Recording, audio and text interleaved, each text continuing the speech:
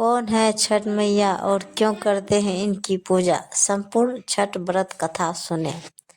हिंदू पंचांग के अनुसार कार्तिक मास के शुक्ल पक्ष के चतुर्थी से सप्तमी तिथि तक छठ महाव्रत मनाया जाता है। इसमें भगवान सूर्यदेव की पूजा होती है। छठ व्रत खास तौर पर पुत्र प्राप्ति के लिए किया जाता है। छठ पर छठी मैया के जयकारे के साथ आराधना की जाती है। आइए बिना देरी किए हुए छठ व्रत कथा शुरू करते हैं। छठ व्रत कथा शुरू करने से पहले हमारे कमेंट बॉक्स में लिखे प्रेम से जय छठी मैया की जय। छठ व्रत कथा। दिवाली के 6 दिन बाद छठ मनाया जाता है। छठ के महाव्रत को करना अत्यंत पुण्यदायक है। छठ व्रत सबसे महत्वपूर्ण रात्रि कार्तिक शुक्ल षष्ठी तिथि को होता है। सूर्योपासना का यह महापर्व 4 दिनों तक मनाया जाता है। छठ पर्व के लिए कई कथाएं प्रचलित है, किंतु पौराणिक शास्त्रों में से इसे देवी द्रौपदी से जोड़कर देखा जाता है। मान्यता है कि जब पांडव जुए में अपना सारा राजपाट हार गए, तब द्रौपदी ने छठ का व्रत रखा था। द्रौपदी के व्रत के फल से पांडवों को अपना राजपाट वापस मिल गया था। इसी तरह छठ का व्रत करने से लोगों के घरों में समृद्धि और सुख आता है। छठ मुख्य रूप से बिहार, झारखंड, उत्तर प्रदेश सहित कई क्षेत्रों में छठ का महत्व है। छठ पूजा या सूर्य षष्ठी या छठ व्रत में सूर्य भगवान की पूजा होती है और धरती पर लोगों के सुखी जीवन के लिए सूर्य देव के प्रति आभार व्यक्त किया जाता है। सूर्य देव को ऊर्जा और जीवन शक्ति का देवता माना जाता है, इसलिए छठ पर्व पर समृद्धि के लिए पूजा की जाती है। सूर्य की पूजा से विभिन्न बीमारियों के इलाज संभव है। सूर्य पूजा के साथ आचरण किया जाता है। इससे कुष्ठ रोग जैसी गंभीर रोग भी दूर हो जाते हैं। छठ पर परिवारों के सदस्यों और मित्रों की लंबी उम्र और समृद्धि के लिए भी मनाया जाता है। एक पौराणिक लोक कथा के अनुसार लंका विजय के बाद राम राज्य की स्थापना के लिए दिन कार्तिक शुक्ल षष्ठी को भगवान राम और माता सीता ने उपवास किया और सूर्यदेव की आराधना की। सप्तमी को सूर्यदेव के समय पुनः अनुष्ठान कर सूर्यदेव से आशीर्वाद प्राप्त किया था। और एक अन्य मान्यता के अनुसार छठ पर्व की शुरुआत महाभारत काल में हुई थी। सबसे पहले सूर्यपुत्र कर्ण ने सूर्यदेव की पूजा शुरू की। कर्ण भगवान सूर्य का परम भक्त था। वह प्रतिदिन घंटों कमर तक पानी में खड़े होकर सूर्य को अर्घ्य देता था। सूर्य की कृपा से ही वह महान योद्धा बना था। आज भी छठ में अर्घ्य दान की यही पद्धति प्रचलित है कि कुछ कथाओं में पांडवों की पत्नी द्रौपदी द्वारा भी सूर्य की पूजा करने का उल्लेख है। वे अपने परिजनों के उत्तम स्वास्थ्य की कामना और लंबी उम्र के लिए नियमित सूर्य पूजा करती थी। एक कथा के अनुसार राजा प्रियव्रत को कोई संतान नहीं थी। तब महर्षि कश्यप ने पुत्रष्टि यज्ञ कराकर उनकी पत्नी मालिनी को यज्ञाहुति के लिए बनाई गई खीर दी। इसके प्रभाव से उन्हें पुत्र हुआ, परंतु वह मृत पैदा हुआ। प्रियव्रत पुत्र को लेकर शमशान गए और पुत्र वियोग में प्राण त्यागने लगे।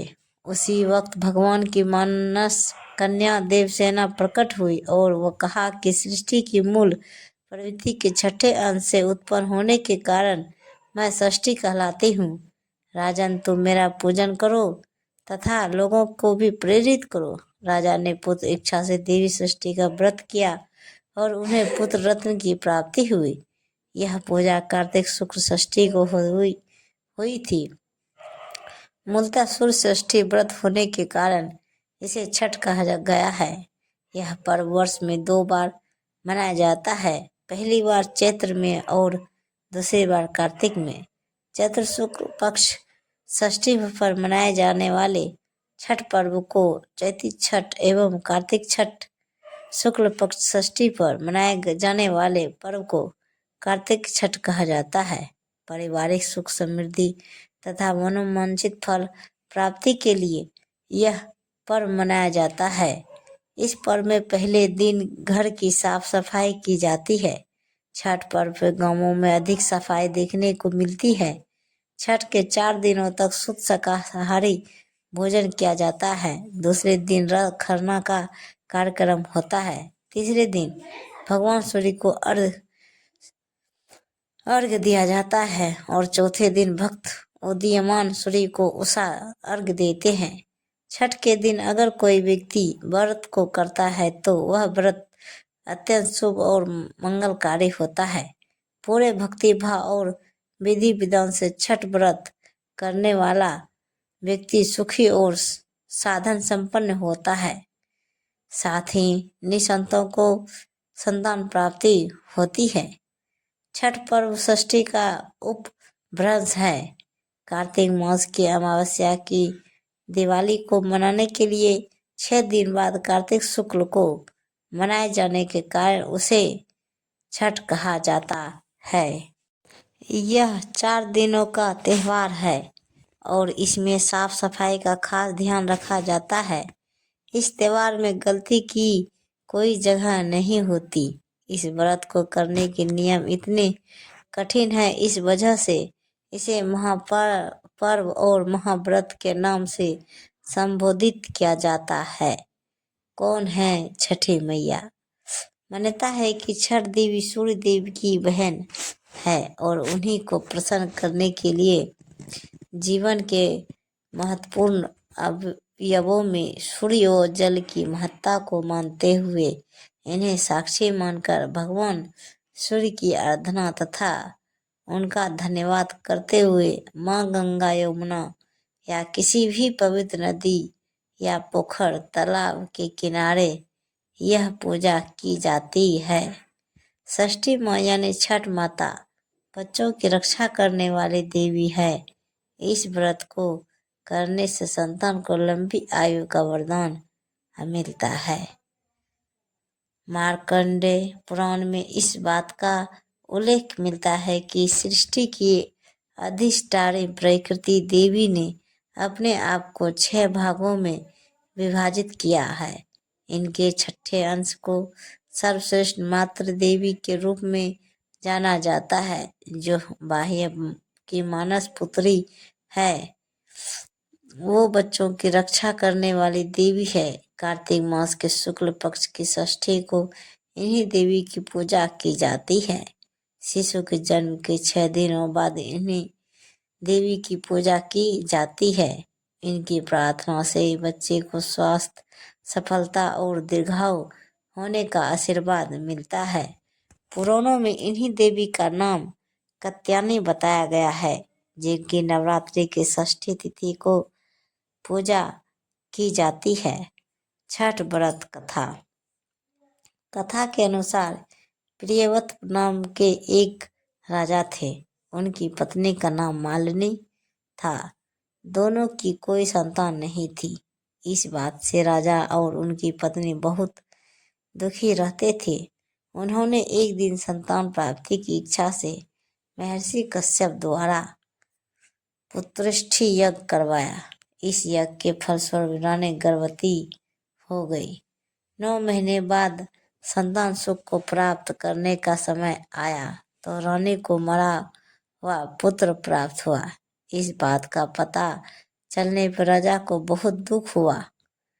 संतान शोक में वह आत्महत्या का मन बना लिया, लेकिन जैसे ही राजा ने आत्महत्या करने की कोशिश की कि उनके सामने एक सुंदर देवी प्रकट हुई। देवी ने राजा को कहा कि मैं षष्ठी देवी हूँ। मैं लोगों को पुत्र का सौभाग्य प्रदान करता हूँ।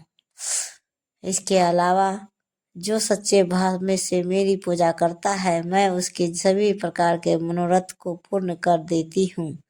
यदि तुम मेरी पूजा करोगे तो मैं तुम्हें पुत्र का रत्न प्रदान करूंगी। देवी की बातों से प्रभावित होकर राजा ने उनकी आज्ञा का पालन किया।